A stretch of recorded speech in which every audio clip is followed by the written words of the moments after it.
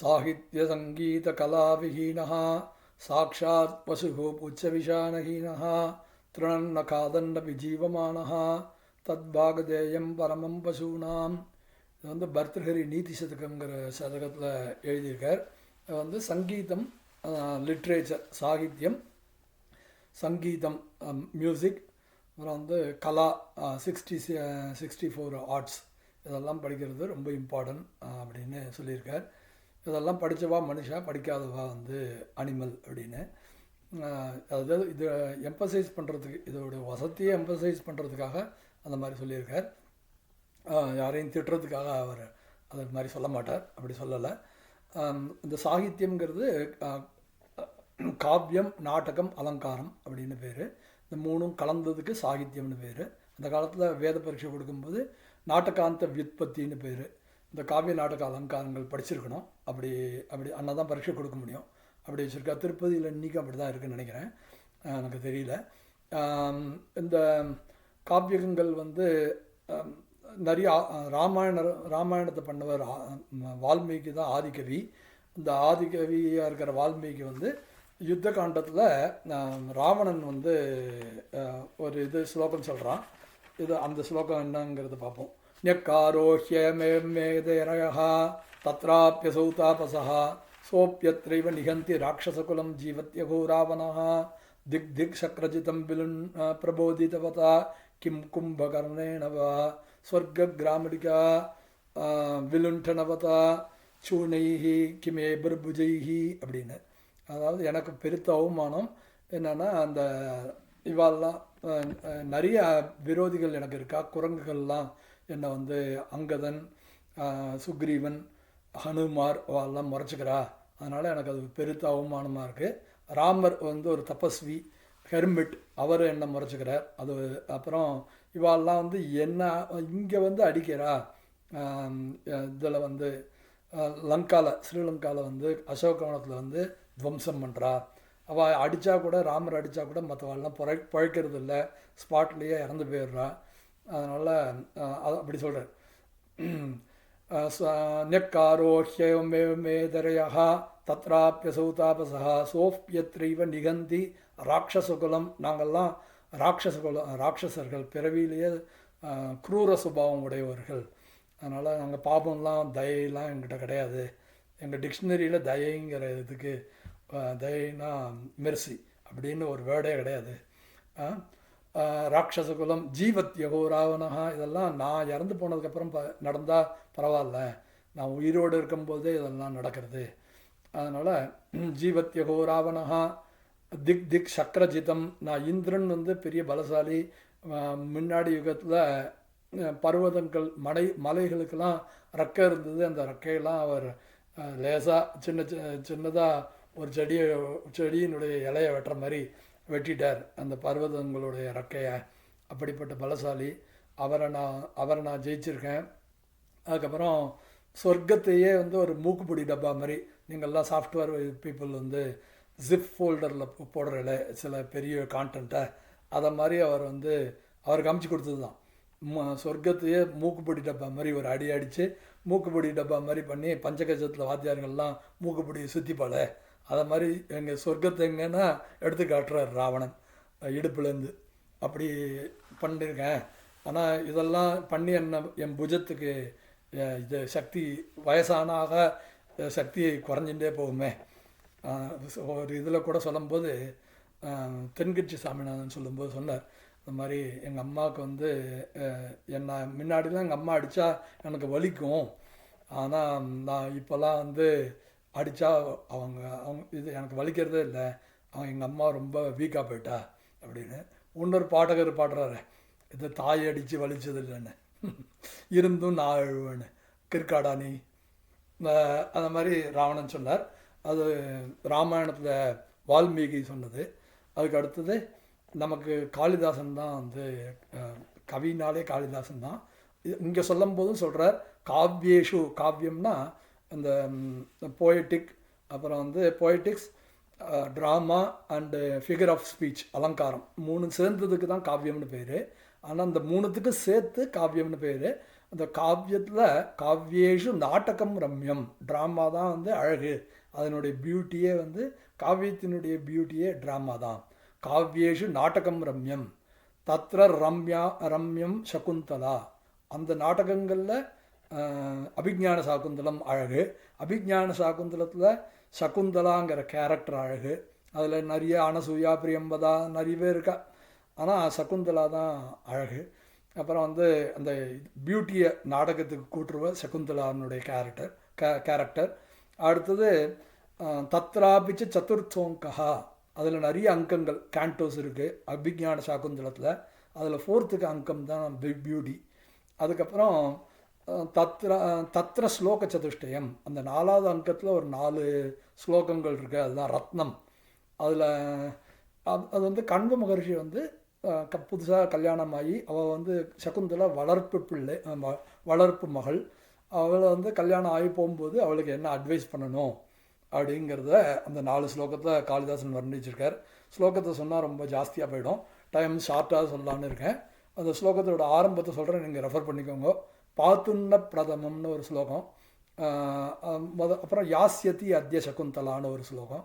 இந்த யாஸ்யதி அத்ய சகுந்தலாங்கிற ஸ்லோகத்தில் இந்த மான்களோட யாக சைட்டுகளுக்கெல்லாம் வந்து யாகம் பண்ணுறது, யாகம் பண்ணோன்னா அதுக்கு பெஸ்ட்டு சைட்டு எப்படின்னா, இது எங்கே மான்கள்லாம் நடமாட்டம் எங்கே இருக்கோ அதுதான் பெஸ்ட்டு சைட்டு டு கண்டக்ட் யஜ்ஞம்.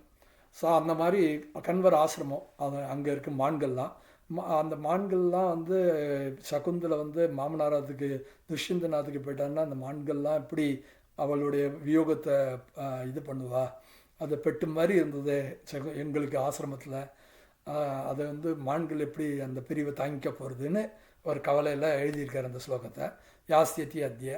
அதுக்கு அடுத்தது 2வது, சில பேர் நிறைய பேர் வந்து பெட்டுகள் வச்சுக்கிறேன், அது நாய் பூனை அந்த மாதிரி. இந்த நாயெல்லாம் பற்றி சொல்லும்போது வேதங்களில் அதி திரவசாரமேயோ ஸ்வானோ சதுரக்ஷோ சபலோ சாதுனா பதா அதா பித்ருன் சோ விதத்ராங்கபேகி யமேன ஏசாதமாதம் வதந்தி, அப்புறம் யௌதே ஸ்வானோன்னு 2 மந்திரத்தினால நாய்களை பற்றி சொல்லியிருக்கா. இது வந்து யஜுர்வேதத்தில் பிரயோகத்தில் பிரதமே அகனி, முதல் நாள் பிரயோகத்தில் அது தகனம், பாடியை தகனம் பண்ணதுக்கப்புறம் அது தகனம் எரிஞ்சுட்டு இருக்கும்போது 9 மந்திரங்கள் சொல்லணும். அது பிரம்மதண்டம், அது ஒரு தண்டாகாரமாக ஸ்வரம் இல்லாமல் தண்டாகாரமாக சொல்லணும். சாமவேத மந்திரங்கள்லாம் ஹோமம் பண்ணும்போது எப்படி சொல்கிறா, ஆசத்தேன்னு அதில் ஸ்வரம்லாம் எடுத்துருவா, ஆசத்தேன்னு சார்த்தமான வேஷன் மர்த்தஞ்சா ஹிரண்யேன விதார்த்தேனா தேவியாது போனா விபசன் ஸ்வாஹா, அந்த மாதிரி ஸ்வரங்கள்லாம் எடுத்துட்டு அது சொல்கிற மாதிரி இது சொல்லுவா. அப்புறம் அந்த மந்திரம் முடியும்போது ஓங்கிற மாதிரி நீட்டுவா, தீர்க்க புளுத்த ஸ்வரம், அதோட மந்திரத்தை சொல்லுவாள். அந்த மந்திரத்தில் நான் சொல்ல விரும்பலை, 9 மந்திரங்கள் இருக்குது. ஓகே, அடுத்தது அந்த மந்திரம் இது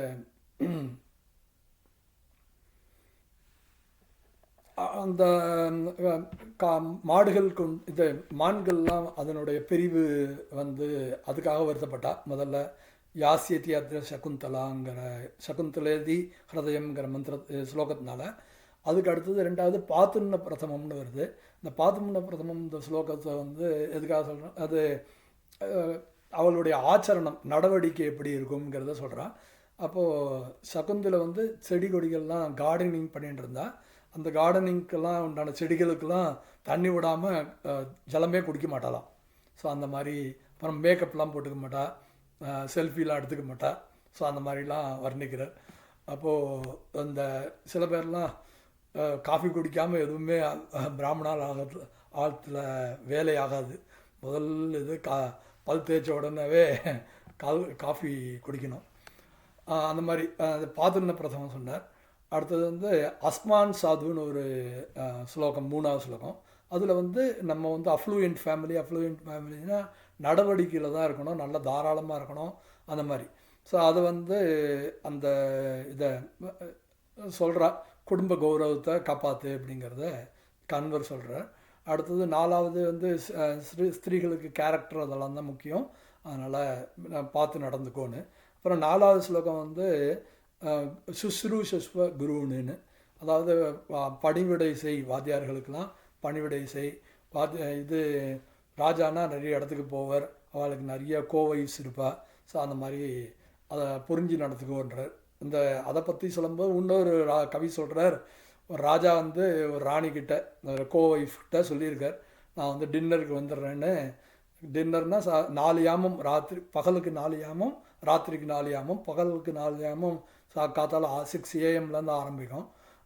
6 PM 4 யாமம் பகலோடது முடிஞ்சிடும், 12 மணி நேரம். ஒரு யாமம்னா 3 மணி நேரம். அப்போது ராத்திரியினுடைய யாமம் ஃபஸ்ட் யாமம் 6 PM ஸ்டார்ட் ஆகும். இப்போ 3 யாமம்னா 3 மணியே ஆகிடுது. 3 மணி ஆகியும் ராஜா வரேன்னு சொன்னார, வரவே இல்லை. ஆனால் அவர் வரேன்னு சொல்லி வராமல் போனதே கிடையாது. கண்டிப்பாக ஒரு வரேன்னு சொல்லிட்டான். ஸோ அதனால் வெடிய வெடியே காத்திருந்தேன்னு சொல்லுவார். அது மாதிரி அந்த பாட்டு அது மாதிரி 3 மணி ஆகிடுது. பார்த்தா அப்போ தான் வர. அப்போ சொல்கிறா, ராத்திரி யாமத்ரய பரிமிதா வல்லபாஸ்தே சகசிரம். வல்லபாகனா மனைவிகள், அவன் நிறைய பேர் இருக்கா, 1000. சகசிரம்னா 1000. உனக்கு 1000 ஒய்ஃப் இருக்கா. இது வல்லபாஸ்தே சகசிரம் மார்கா சத்யா மம கிரகம் அப்படி பிராத்தரேவ ஆகத்தோசி. கோழிலாம் கூவிடுது, பால்காரன் வந்து பாக்கெட்டை போட்டு போயிட்டான். இப்போ வந்திருக்கேன், இப்போ வந்து என்ன பண்ணுறது, கிம் கர்த்தவியம் விதி வத நிருபதிபிகி வீக்ஷணியாகி சர்வாகா. ராஜாவால் எல்லாரும் விசிட் பண்ண வேண்டிதான். ஓம் குத்தமா என் குத்தமா, கோவா தோஷா புனரகம் தவ புனரகம் காமம் ஆயாச ஈத்ரி அப்படி சொல்கிறான். அந்த மாதிரி இது வந்து ஒரு ஸ்லோகம் நாடகத்துலேருந்து சொல்லியாச்சு. இப்போ அடுத்தது அலங்காரம். அலங்காரம் அதுக்கு முன்னாடி ஒரே ஒரு ஸ்லோகம், இன்னொரு ரம்யமான அழகான ஸ்லோகம் ஒன்று இருக்குது சாக்குந்தலத்தில், அதை சொல்கிறேன். கிரீவா பங்காபிராமம் முகுர் அனுபததி சியந்தனே பத்த திருஷ்டி பஷார்த்தேன பிரவிஷ்ட சாரபாத்தனபியா பூயசா பூர்வகாயம் தர்பைகி அர்த்தாவளீடைகி சிரம விவருத முக பிரம்சிபிகி கீரணவர்த்மா பஸ்யோதக்ர பிரதத்வாது வியதி பகுதரம் ஸ்தோகமுர்வியாம் பிரயாதி அப்படின்னு. இதில் வந்து என்ன சுச்சுவேஷன்னா, அந்த காலத்தில் ராஜாக்கள்லாம் வேட்டையாட போவா. அப்படி துஷ்யந்தனும் வேட்டையாட போகும்போது மான் வந்து அதை பார்த்துடுது. அவர் வந்து அம்பு எடுத்தார், நான் எடுத்தார், அம்பு ஏற்றிட்டு அந்த இதை எய்ம் பண்ணிட்டு இருக்கார் அந்த மானை பார்த்து. இப்போ மான் வந்து தன்னை அடிக்க போகிறான்னு தெரிஞ்சிடுது. அவரை திரும்பி பார்த்துக்கிறது. அப்பப்போ இப்போ ஓட்டம் பிடிக்க ஆரம்பிக்கலான்னு நினச்சது. உடனே டக்குன்னு ஒரு கபலம் இது தர்பப்புல்ல கவிண்டு ஓடின்னு இருக்கு. இது காற்றுல பறக்கிறது. அது பறக்கும்போது அந்த இதெல்லாம் அதாவது யார்லேயே இருக்குது, தவி ஓடுறது. அப்போது அந்த ரொம்ப நேரம் யாரில் தான் இருந்துட்டுருக்கு. அப்பப்போ கீழே பூமியில் எப்போயாவது தான் லேண்ட் ஆகுது, கால் வைக்கிறது. அதை இது அங்கங்கே தர்ப வாயில் கவின தர்பையெல்லாம் கீழே அங்கங்கே விழுந்து கிடக்கு அது போன இடங்கள்ல அப்படின்னு வர்ணிச்சிருக்கார். அந்த இது வந்து உடம்புல அவ்வளோ பயத்தில் பின் உடம்பை சுருக்கின்னு இருக்குன்னா அதை கர்ச்சீஃபால் அந்த மானை பிடிச்சிடலாம், அந்த அளவுக்கு உடம்பை சுருக்கின்னு இருக்கு அப்படின்னு வர்ணிக்கிறார். அதுதான் இதனுடைய அர்த்தம். இந்த நாடகமும் இப்போ முடிஞ்சிடுது, காவியம் ஆகிடுது, நாடகம் ஆகிடுது. அப்புறம் அலங்கார சாஸ்திரம். அலங்கார சாஸ்திரம்னா உபமாலங்காரம், உபமா காளிதாசஸ்யன்னு சொல்லுவாள். அது இதை மாதிரி இதை போல் அதுன்னு சொல்கிறதெல்லாம் வந்து உபமாலங்காரம். அப்புறம் அந்த நிறைய உபமாலங்காரம், இது உத்பிரேக்ஷ அலங்காரம், ரூபக அலங்காரம், அப்படிலாம் சமாசோக்தி அலங்காரம், வக்திரோக்தி அலங்காரம், அந்த மாதிரிலாம் இருக்குது. அர்த்தாந்தர ஞாசம் அலங்காரம். இதில் வந்து அதிசயோக்தின்னு ஒரு அலங்காரம் இருக்குது. இந்த அதிசயோக்திங்கிற அலங்காரத்துலேருந்து ஒரு ஸ்லோகத்தை சொல்கிறேன். அது வந்து எப்படி, இது வந்து சங்கர நாராயணர், சங்கரன் கோவிலில் இருக்கார். அந்த இது அவளுடைய அம்சம். ஹாலாஹலோ நைவ விஷம் ரமாஹா அப்படின்னார். அதாவது அந்த சிவனுடைய பாதி பாகத்தில் ஒரு பாகத்தை விஷ்ணு வாங்கிட்டார். அக்கா தம்பி 2 பேருமே இப்படி தான், பிரதர் அண்ட் சிஸ்டர். ரெண்டு பேரும் யார், விஷ்ணுவும் லலிதா சஹஸ்ரநாமம் ரகசியம் இருக்குது, மூர்த்தி ரகசியம், வைஜானிக ரகசியம், பிராதானிக ரகசியம்னு அதை பாருங்கோ, அதில் போட்டிருப்போம். அதை வந்து பிரம்மாவும் சரஸ்வதி இது ஆம், ஆம்,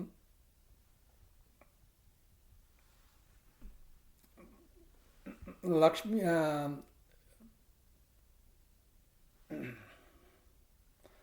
சிவனும் சரஸ்வதியும் சிப்லிங்ஸ். அப்புறம் விஷ்ணுவும் ஆம், துர்க்கையும் சிப்லிங்ஸ். அதே போல் பிரம்மாவும் லக்ஷ்மியும் சிப்லிங்ஸ் மாதிரி பிரதர் அண்ட் சிஸ்டர் மாதிரி ரிலேஷன். இதில் வந்து அவ ரெண்டு பேரும் சிவனும் சரஸ்வதியும் வெள்ளை, துர்க்கையும் விஷ்ணுவும் கருப்பு. அவ ரெண்டு பேரும் வந்து நம்மளை மாதிரி வீட் கலர் அப்படி வச்சுக்கோங்களேன். அந்த மாதிரி வர்ணிச்சிருக்கு. இப்போது இவா ரெண்டு பேருமே அந்த இது விஷ்ணு வந்து பாதி சரீரத்தை எடுத்துட்டார் சிவன்கிட்ட. அதே போல் இன்னொரு பாதி இருந்தது சிவன்கிட்ட. அந்த பாதியை அர்த்தநாரீஸ்வர சுரூபம் பார்வதி எடுத்துட்டான் இல்லையா. சிவன்னாலே தானம்தான்.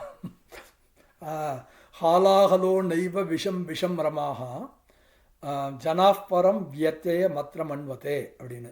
அதாவது ஹாலாகலம்னு ஒரு விஷம் தெரியுமே, பார்க்கடலை வந்து தேவர்களும் அசுரர்களும் கடைஞ்சாங்க. அதில் எத்தனையோ இது உச்சேஸ்வரவசு, ஐராவதம், இந்த மாதிரி கௌஸ்துபமணி, இது வந்து லக்ஷ்மி உள்பட எல்லாரும் வந்தா. அதை இந்திரனும் இவர் விஷ்ணுவும் எடுத்துட்டா. அப்போது கடைசியாக ஹாலாகலம்னு ஒரு விஷம் வந்தது. அந்த விஷத்தை சிவன் வந்து தன்னுடைய கழுத்தில் வச்சுட்டு இருந்தார். அதனால் கழுத்தில் வச்சுட்டு இருக்கார். உண்மையில் வாஸ்தவமாக அந்த ஹாலாகல விஷம் வந்து விஷமே இல்லை. ஹாலாகலோ நைவ விஷம் விஷம்.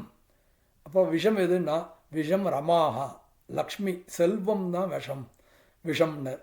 அதனால் ஜனாஃபரம் வியத்தியே மத்திரமன்வதே. ஜனங்கள்லாம் வந்து தப்பாக நினச்சிட்டு இருக்கா ஹாலாகலம் தான் விஷம்னு. அது இல்லை வாஸ்தவமா.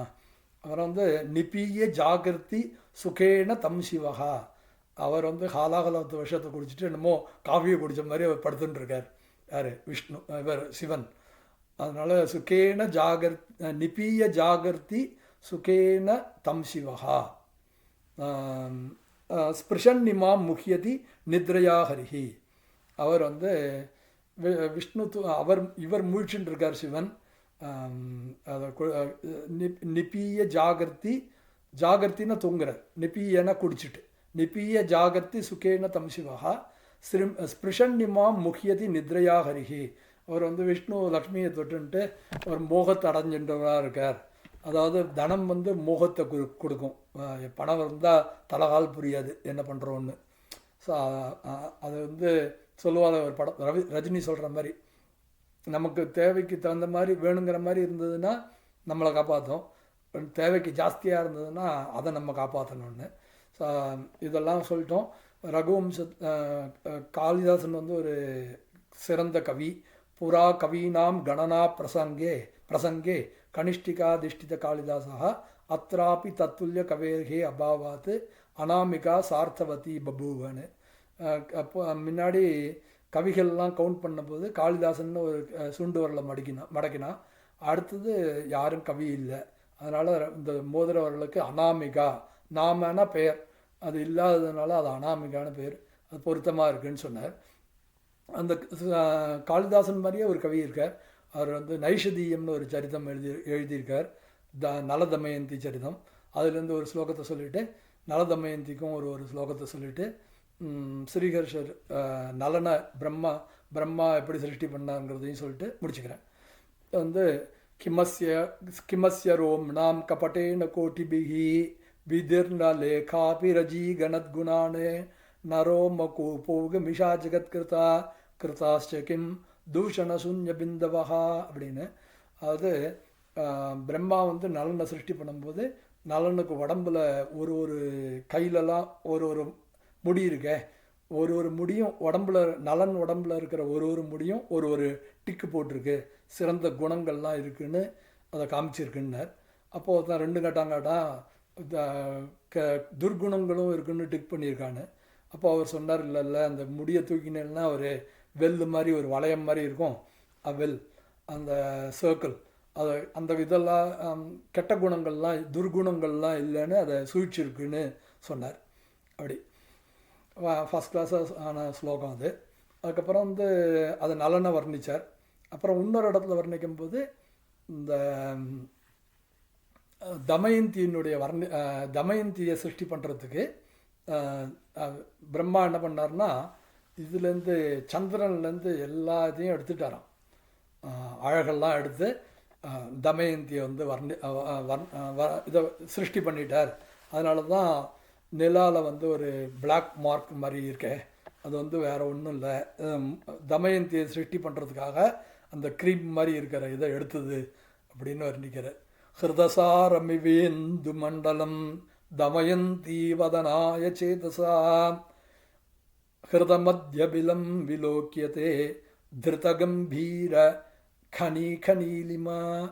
கனினா இது ட்ரெஷர். அது மாதிரி மைன் இன்ஜினியர்லாம் பண்ணுவோம், பூமியை தோண்டி எடுக்கிறாளே, எங்கே இருக்குதுன்னு கண்டுபிடிக்கிறாளே, கோல்டு ப்ரெஷியஸ் திங்ஸ், கோல்டு டைமண்ட்லாம் அது மாதிரி. அப்போ தமயந்தியினுடைய முகத்தை சிருஷ்டி பண்ணுறதுக்காக பிரம்மா அங்கேருந்து எடுத்தது தான் அப்படின்னு கவி வர்ணிக்கிறார். கிறிஸ்டின்ஸ்லாம் வேறு மாதிரி வர்ணிக்கிறா. அந்த ஹோல் இருக்கிறது வந்து ஒரு ஹார்ட், இது மூணுக்கு பின்னாடி ஒரு ஃப்ளாட் பிளேட் இருக்குது, அது வந்து ரொம்ப இது தகதகான அக்னி எரியிற மாதிரி, அதுக்குள்ளே தான் நரகம்ங்கிறது அதுதான் பேசிக்கலி, அதில் தான் இறந்து போனவாள்லாம் அங்கே உள்ளுக்குள்ளே போகிறான்னு ஒரு இது சொல்கிறா. நமக்கு அவ்வளோ தூரம் விஷயம் தெரியாது, நீங்கள் ஜஸ்ட்டு எனக்கு தெரிஞ்சதை சொல்கிறேன். அடுத்தது இந்த சாகித்ய சங்கீத கலாவிஹீனः சாட்சாத் பசு புச்ச விஷாணஹீனः திருணன்ன காதன்னபி ஜீவமானः தத் பாகதேயம் பரமம் பசூனாம். பாகதேயம்னு ஒரு மந்திரம் சொல்லி இது இருக்குது, அந்த இதில் வேர்டு வருது. இப்போ பாகதேயங்கிற மந்திரம் பார்த்தீங்கன்னா, இது யஜுர்வேதத்தில், கிருஷ்ண யஜுர்வேதத்தில் 2வது காண்டத்தில் வாயவிக்கு ஸ்வேதமால பேதான்னு ஒன்று முதல் இது. பிரஜாபதி ரகாமேத பிரஜா சிர்ஜயதி 2வது பிரஷ்னம். ஆதித்யேபியோ புவத்வத்பியா 3வது பிரஷ்னம். தேவா மனுஷ்யா 4வது பிரஷ்னம். விஸ்வரூபோ வைத்வாஷ்ட பிரஜாபதி அது வந்து 5வது பிரஷ்னம். 6வது பிரஷ்னம் வந்து சமிதோ இஜத்தின்னு வருது.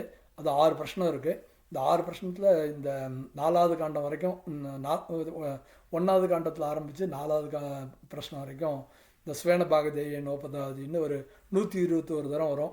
ரிக்வேதத்தில் எப்படி 76 தரம் 5வது அஷ்டகத்துலலாம் யூஎம் பார்த்த ஸ்வஸ்திபிஸ் சதானகான்னு வருதோ, அந்த மாதிரி இது வருது. அவளுக்கு எஜுர்வேதத்துக்கு ஸ்வேன பாகதேய நோபதாவதி முதல் மட்டும் ஒரு இதை சொல்லி அதை சாந்தி பாடம் மாதிரி சொல்லி உபசம்ஹாரம் பண்ணுறேன். வாயவ்யக் ஸ்வேதமால பேத பூதிகாமோ வாயுர்வயுக்ஷேபிஷ்டா தேவதா வாயுமேவ ஸ்வேன பாகதேயேனோபதாவதித ஏவைனம் பூதிங்கமேதி பவத்யேவாதிக்ஷிப்ரா தேவதேத்யாகுசைனமீஸ்வரா பிரதஹ இத்யேதமேவ சந்தம் வாயுவே நியித்வதாலபேத நியித்வா அஸ்ய திருதர்திருத ஏவ பூதிமுபைத்ய பிரதாகாய பவத்யேவா. ஹரி ஓம்.